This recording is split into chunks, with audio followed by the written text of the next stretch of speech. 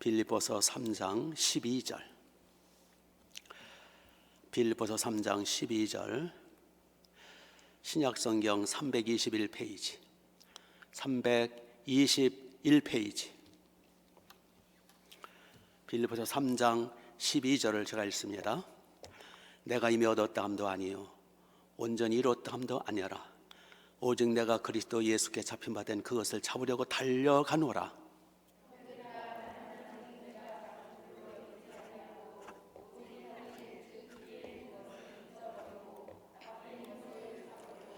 표대를 향하여 그리스도 예수 안에서 하나님의 의에서 부르신 부름의 상을 위하여 달려가노라.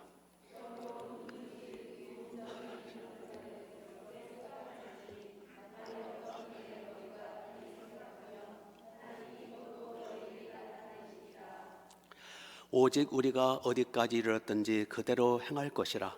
형제들아, 너희는 함께 본받을 자, 그리고 너희가 우리를 본받은 것처럼 그와 같이 행하는 자들을 눈에 여겨보라. 아멘, 아멘. 자, 우리 서로 한번 인사할 때 할 수 없이 또 그 인사를 해야 되겠죠? 새해 복 많이 받으라고. 예, 서로 인사하시죠. 새해 복 많이 받으세요. 예, 저한테도 좀 새해 복 많이 받으세요. 네, 우리는 복을 받자면 살 수가 없으니까. 자, 오늘 제목을 따라서 하시죠. 상을 위해 달려갑시다.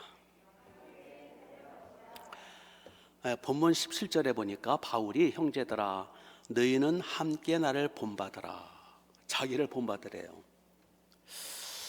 그 언뜻 보면 바울이 그 대단히 교만한 사람 아닌가라고 생각이 됩니다만, 우리 삐딱하게 보지 말고 바울 사도는 그만큼 우리 신앙생활에 있어서 아주 확신이 있었구나라고 생각을 합니다.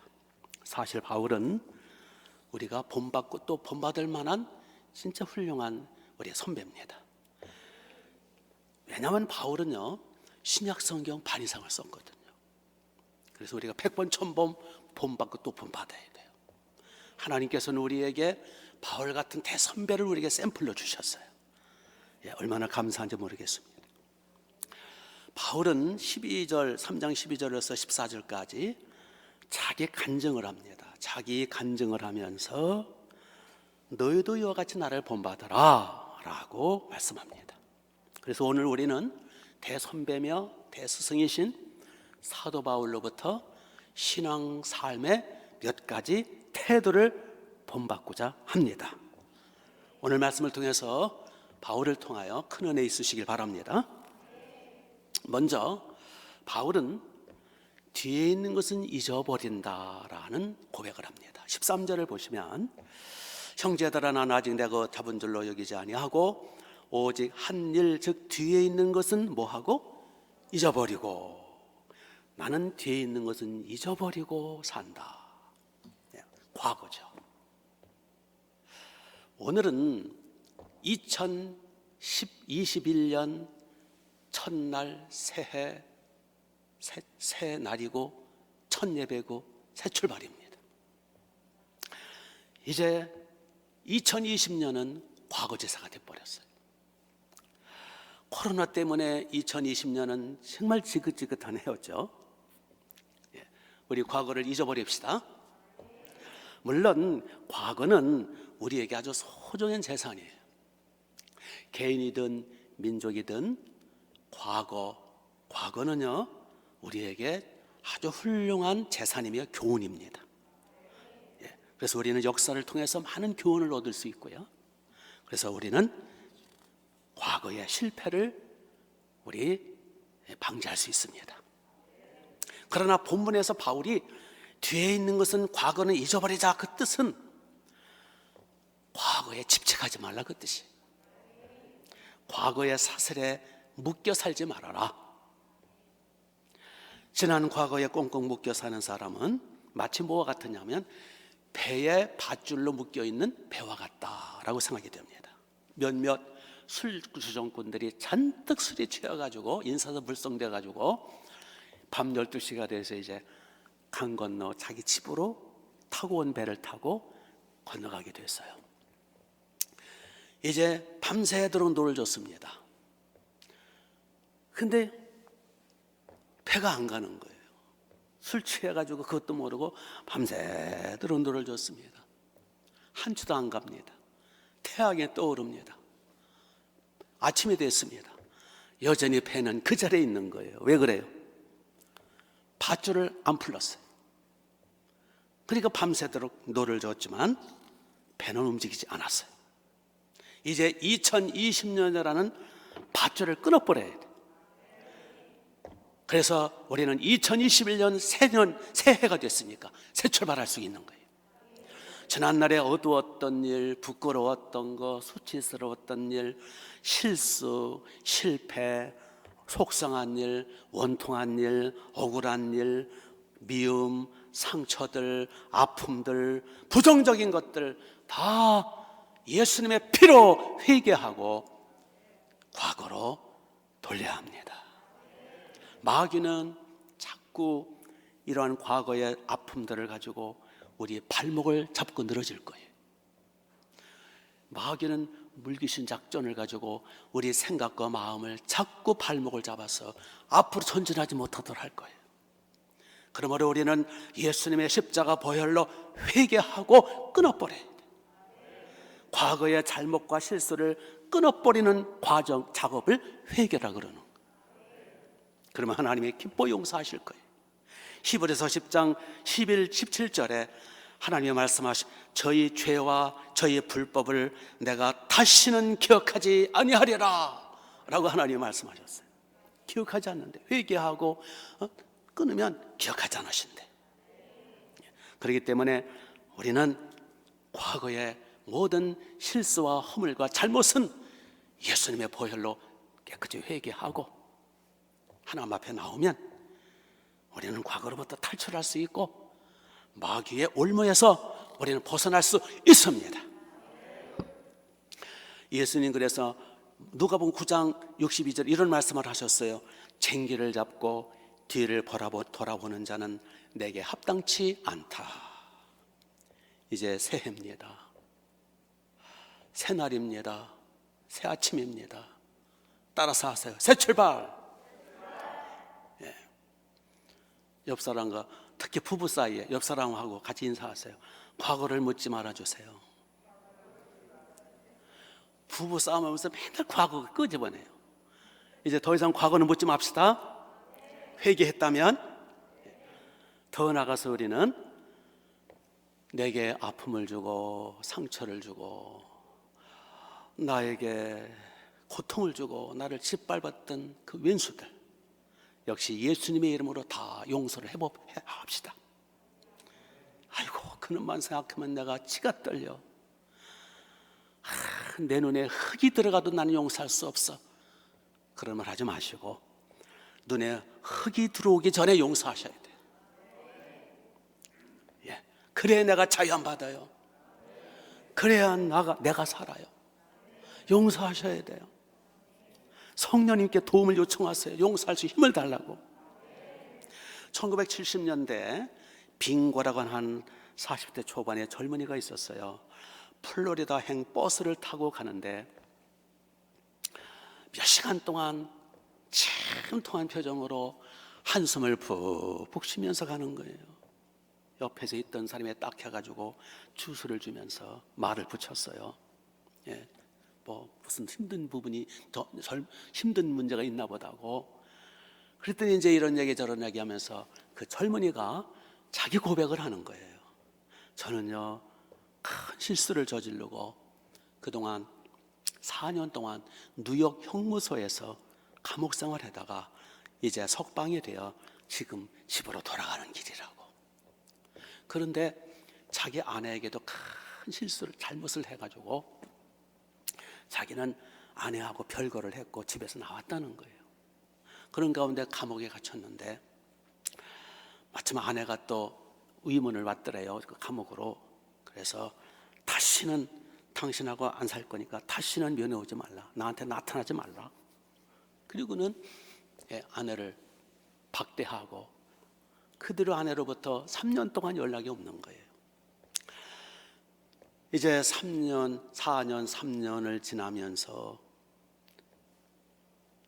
이제 출소를 해야 되는데 곰곰이 생각해 보니까 자기가 잘못한 게 너무 많고 아내에게 못한 짓을 했고 이제 출소하면서 새 출발하고 싶다. 그리고 아내가 그리운 거예요. 그래서 아내하고 다시 새 출발하고 싶다. 다시 가정을 회복하고 싶다. 그래서 편지를 썼대요. 출소하기 전에. 내가 며칠쯤에서 이렇게 출감을 하게 되는데 당신하고 새 출발하고 싶다. 나를 용서해 달라. 만일 당신이 이미 다른 남자하고 결혼했다면, 그리고 도저히 나를 용서할 수 없다면, 혼자 살더라도 용서할 수 없다면 내가 이제 출감하면서 집으로 갈 때 버스 타고 갈 거다. 우리 집 문 앞에 큰 참나무가 있는데 거기에 노란 손수건 하나를 달아달라. 노란 손수건이 달리면 나를 용서한 줄로 알고 내가 기쁨으로 당신과 새 출발하고 싶다. 그러나 손수건이 없으면 다른 남자와 결혼했든 아니면 나를 용서할 수 없든 그걸로 알고 나는 그냥 버스 타고 그냥 지나가겠다. 나에게 한 번 더 기회를 달라. 그리고 이제 지금 버스가 거의 고향에 살던 집으로 가까이 온 거예요. 버스 탄 사람들도 같이 조마조마. 이제 버스가 언덕만 넘어서면 바로 동네래요. 바로 찻집 참나무 보인대요. 그래서 버스에 탄 사람들이 다 같이 조마조마 초조하고, 또 이 젊은이는 아주 몹시 떨리는 마음으로 드디어 버스가 막 언덕 위를 올라서서 넘어가는 순간에 어떻게 됐을까요? 함성이 터진 거예요. 예. 그 참나무에 온통 노란 꽃이 핀 거예요. 손수건 하나만이 아니라 수십 개, 수백 개가 열린 거예요. 우리 서로 용서해야 되지 않겠어요? 회개했다면 다 용납하고 서로 받고. 마태복음 6장 14절에서 주님 말씀하십니다. 너희가 사람의 잘못을 용서하면 너희 하늘 아버지께서도 너희 잘못을 용서하시려니와 너희가 만일 사람의 잘못을 용서하지 아니하면 너희 아버지께서도 너희 잘못을 용서하지 아니하시리라. 우리 서로 과거를 문제 삼지 말고 우리 사도 바울처럼 나는 뒤에 있는 것은 잊어버린다 라고 과거를 청산하게 해주시기 바랍니다. 사도 바울은 또한 달려가는데 뭐를 바라보고 달려가느냐, 14절 끝에 보시면 위에서 부르신 부름에 뭐를 위하여 달려가노라? 상을 위하여 달려가노라. 바울은 과거는 잊어버리고 앞을 향해서 달려가는데 뭐를 바라보고 달려간다? 상, 부르심의 상. 여기 부르심의 상이라는 것은 하나님이 우리를 상 주시려고 부르셨다 그 뜻이에요. 그거를 부르심의 상이라 그러는. 바울은 하나님이 주시는 그 상을 바라보고 달려가고 있다고 그랬어요. 히브리서 11장 6절에 믿음이 없이는 하나님을 기쁘시게 할 수 없나니 하나님께 나가는 자들은 반드시 하나님께서 자기들을 찾는 자들에게 상 주시는 이심을 믿어야 할지니라. 하나님을 기쁘시게 하는 거는요, 하나님을 찾는 자에게 하나님은 상 주시는 하나님, 복 주시는 하나님이심을 믿어야 하나님이 기뻐하신대. 아이 나는 상, 복 같은 거, 아이 나는 그냥 양심껏 믿을 거야. 그게 아니에요. 상 주심을 믿어야 하나님이 기뻐하신대. 바울은요 이와 같이 하나님의 주실 상을 바라보면서 앞을 향해서 달려간다. 고린도전서 9장 24절에 운동장에서 다름질하는 자들이 다 달아날지라도 오직 상 받은 사람은 한 사람인 줄 알지 못하느냐. 너희도 상을 받도록 이와 같이 다름질하라. 나도 다름질하고 있다. 너희도 나와처럼 상 받도록 다름질하자. 히브리서 10장 35절에 그러므로 너희 탐됨을 버리지 말라. 이것이 큰 상을 얻게 하느니라. 예, 그러니까 상도 큰 상, 작은 상이 있나 봐요. 예, 바울은 상상을 초월할 수 없는 고난의 삶을 살았어요. 복음 증거하면서. 그럼에도 바울이 그 고난을 잘 극복하고 승리할 수 있었던 이유 중에 하나가 주실 상을 바라봤기 때문이에요. 그래서 로마서 8장 18절에 바울이 이렇게 고백합니다. 현재의 고난은 장차 우리에게 나타날 영광과 좋기에 비교할 수 없도다. 장차 하나님의 주실 영광, 하나님의 주실 상을 바라볼 때 현재의 고난은 아무것도 아니야. 그러므로 우리도 바울처럼 주님이 주실 그 영광과 상을 바라보면서, 이왕이면 큰 상을 바라보면서, 이왕하면 큰 면류관, 큰 복을 바라보면서 앞을 향해서 달려가야 되겠습니다.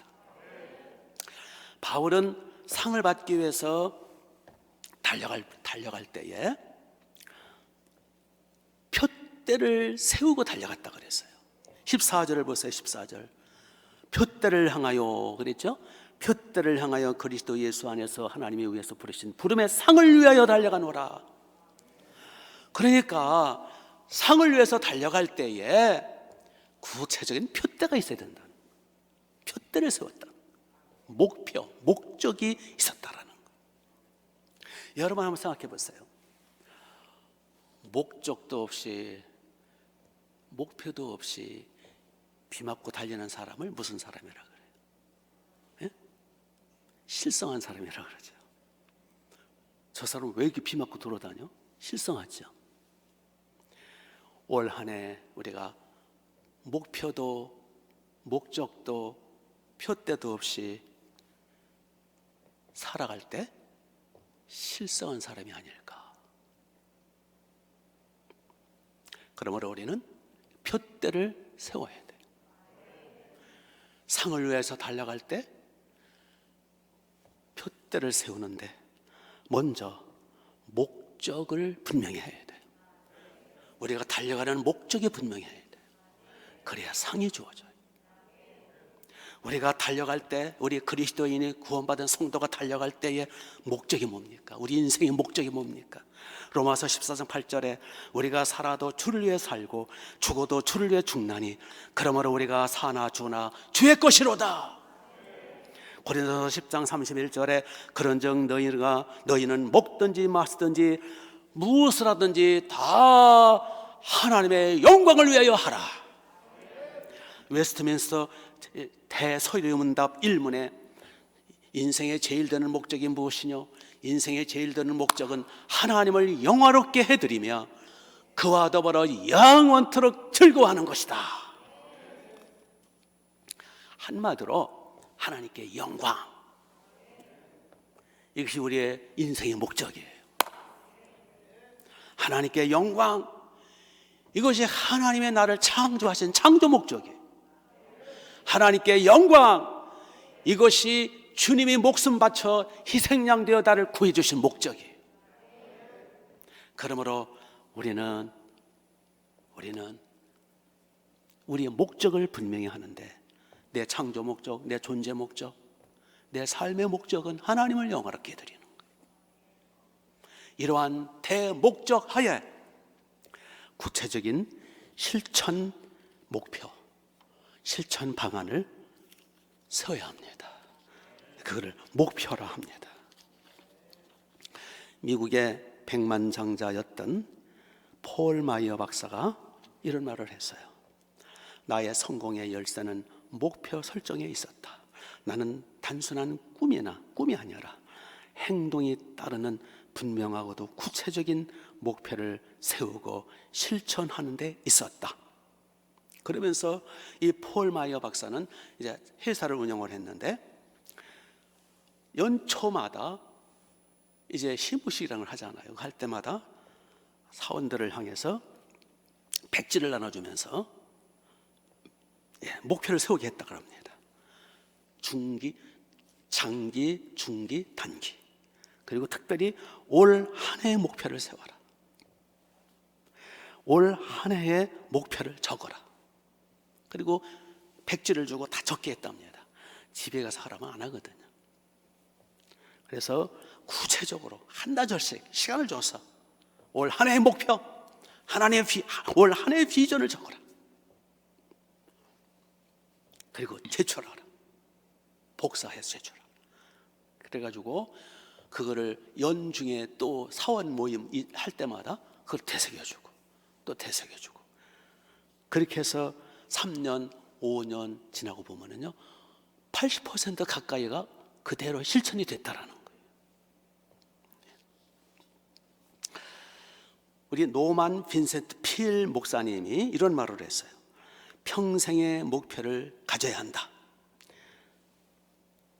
평생의 목표, 그 다음에 연도별 목표, 월별 목표, 주별 목표, 일별 목표, 그리고 동시에 10년 후, 40년 후 중간 목표를 설정해야 된다라고 주장을 했습니다.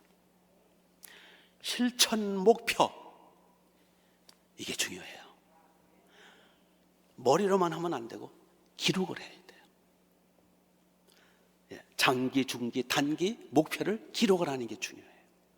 특별히 올 한 해의 목표를 기록하는 게 중요해요.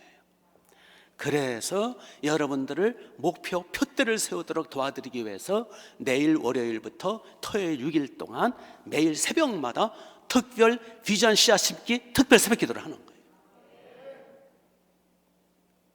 6일 동안 매일 하나님 앞에 예물을 넣어서, 심어야 거두니까 예물을 넣고 거기다 봉투에다가 목표를 쓰는 거예요. 올 한 해의 비전, 꿈, 계획, 표대, 목표를 기도 제목화해서 하나님 앞에 기도를 올려드리고 하나님 앞에 심는 거예요. 비전 씨앗을 심는 거예요. 올 한 해의 계획을 심는 거예요. 개인의 목표, 그러니까 월요일 날부터 토요일까지 주제별로, 그건 여러분이 알아서 개인의 목표, 가정적인 표대, 사업적인 표대, 직장의 표대, 예배 생활의 목표, 기도 생활의 목표, 성경 읽기의 목표, 헌금 생활, 사업, 기업, 직장, 여러 가지 가족들, 모든 것들을 주제별로 첫째, 둘째, 셋째, 넷째 간단하게 기도 제목을 적어서 하나님 앞에 기도하면서 그걸 하나님 앞에 저의 이 계획입니다 아버지, 저의 비전입니다 주여 하고 올려드리는 거예요. 그걸 비전 씨앗 특별 새벽 기도라는 거예요. 심어야 될 거 아니에요. 기도해 응답될 거 아니에요. 바울은 이렇게 표대를 향하여 달려간다 그랬어요. 아멘. 표대를 확실히 하세요. 목표를 확실히 세우세요. 그리고 기도하시라 말이에요. 바울은 이러한 표대를 세운 후 어떻게 했느냐? 목표는 거대하게 세웠는데, 계획은 거대하게 세웠는데 주저앉아 있지 않았어요. 걸어가지 않았어요. 뭐 했다 그랬어요? 표대를 향해서 14절에 표대를 향하여 달려갔다는 걸 뭘 말하는 거예요? 전심전력을 다해서 힘썼다 그 뜻이잖아요. 바울은 어떻게 달려갔느냐? 12절을 보세요. 표대를 세우고 그 표대를 향해서 어떻게 달려갔느냐? 12절을 보시면 내가 이미 얻었담도 아니요 온전히 이뤘담도 아니라 오직 내가 그리스도 예수께 모한 바 된 것, 잡힌 바 된 것을 잡으려고 달려간다. 그러니까 바울은 고백하기를 내가 달려가는데 어떻게 달려가느냐? 먼저 주 예수께 잡힌 바 된 그것을 잡으려고 달려간다. 먼저 예수께서, 나는 주 예수께 뭐한 바 되었다? 잡힌 바 되었다. 나 바울은 예수님께 잡힌 사람이야. 나는 예수님께 붙잡혔어. 나는 예수님의 포로가 된 거야. 내가 주님 잡은 게 아니야. 주님이 나를 잡으셨어. 주님이 나를 체포하셨어. 나는 주님께 체포된 포로야. 그걸 깨달은 거예요. 그래서 이제는 내 멋대로 돌아다닐 수가 없어. 이제는 나는 주님 손에 벗어날 수가 없어. 주님이 나를 잡으셨기 때문에 나는 주님의 손에서 벗어나고 도망칠 수가 없어. 나는 주님을 이길 방도가 없어. 나는 주님께 붙잡힌 포로야. 그걸 깨달은 거야. 이걸 깨닫는 게 중요해요. 시편에 보면 다윗이 그런 고백을 하죠. 내가 바다 끝까지 갈지라도 주님은 거기도 계시며, 내가 하늘 끝까지 가더라도 주님은 거기도 계시나이다. 우리는 주님의 손에서 벗어날 수가 없어. 요한복음 10장에서 예수님 말씀하십니다. 내 양은 나를 따르며 나는 내 양에게 영생을 주노니 영원히 멸망치 않을 것이요 내 양을 내 손에서 빼앗을 자가 없느니라.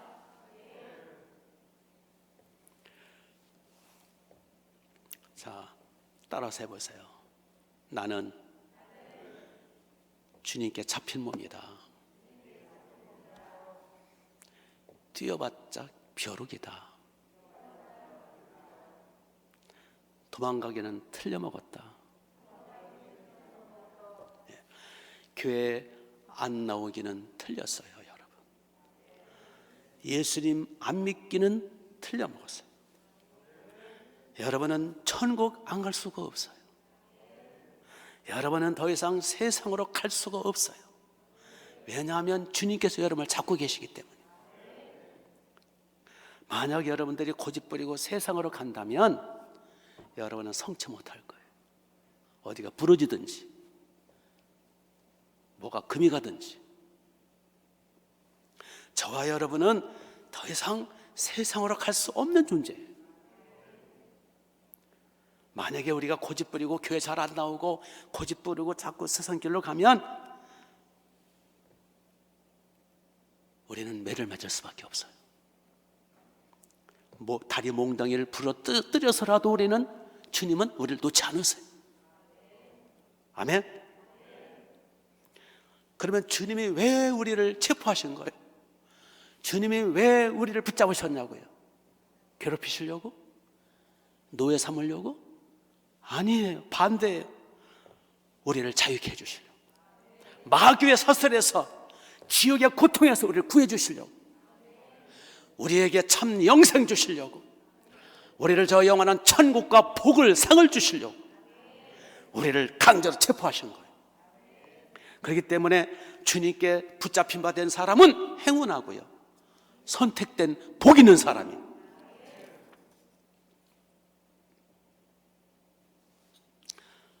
그렇다면 여러분은 둘 중에 하나를 선택을 해야 돼요. 첫째로,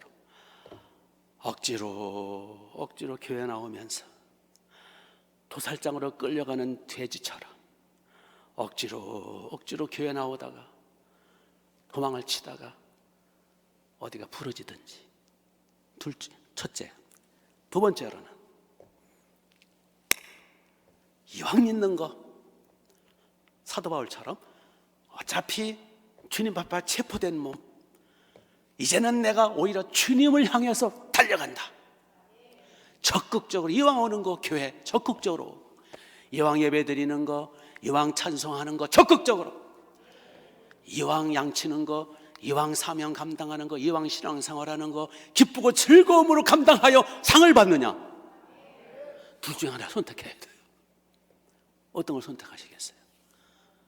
얻어 터지다가 어디가 부러져가지고 겨우 끌려 나오는 거 하고, 적극적으로 사도 바울처럼 그 표대를 향해서 붙잡힌 바 된 것을 내가 붙잡으러 간다. 적극적으로 주님께 달려나오는 거하고 상 받는 거 어떤 걸 택하시겠어요? 그건 알아서 하세요.